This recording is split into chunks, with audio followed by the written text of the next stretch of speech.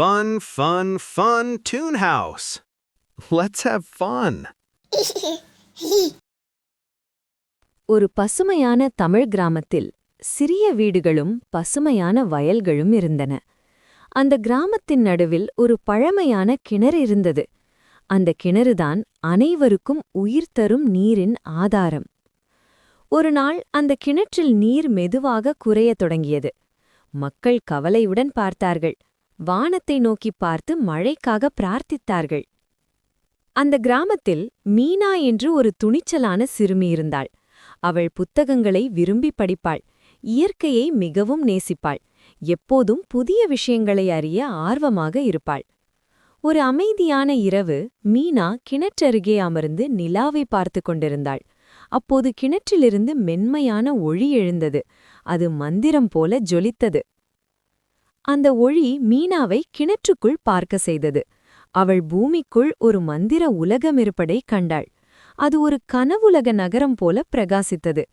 அந்த உலகத்தின் நடுவில் ஒரு பெரிய நாகம் இருந்தது. அதுதான் நாகராஜா, நீரின் காவலன், பழமையான சக்தியின் அடையாளம். மீனா அந்த உலகத்தில் பழமையான எழுத்துகளையும் நீர் ஊடும் ரகசிய வழிகளையும் பார்த்தாள்.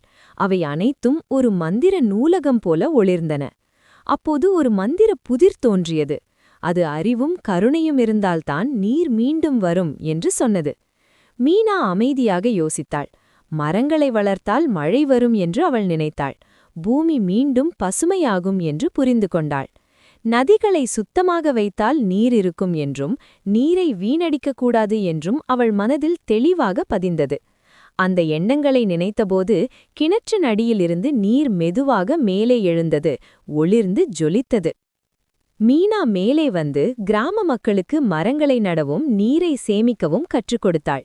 குழந்தைகளும் பெரியவர்களும் மகிழ்ச்சியுடன் அவளுடன் சேர்ந்தார்கள். சில நாட்களிலேயே மழை பெய்தது.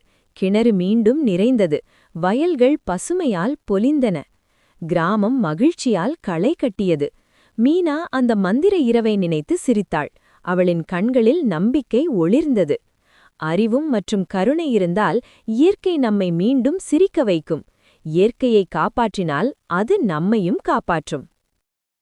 வாவ் நண்பர்களே, இன்று மீனாவின் துணிச்சலான கதையை பார்த்தீர்களா?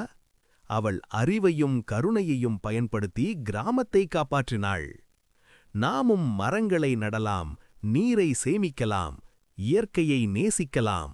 அப்படின்னா இயற்கை நம்மையும் எப்போதும் பாதுகாக்கும். இந்த கதை உங்களுக்கு பிடித்திருந்தால் லைக் பண்ண மறக்காதீங்க. நம்ம சேனலுக்கு சப்ஸ்கிரைப் பண்ணி புதிய கதைகளை பார்க்க பெல் ஐகானையும் அழுத்துங்க.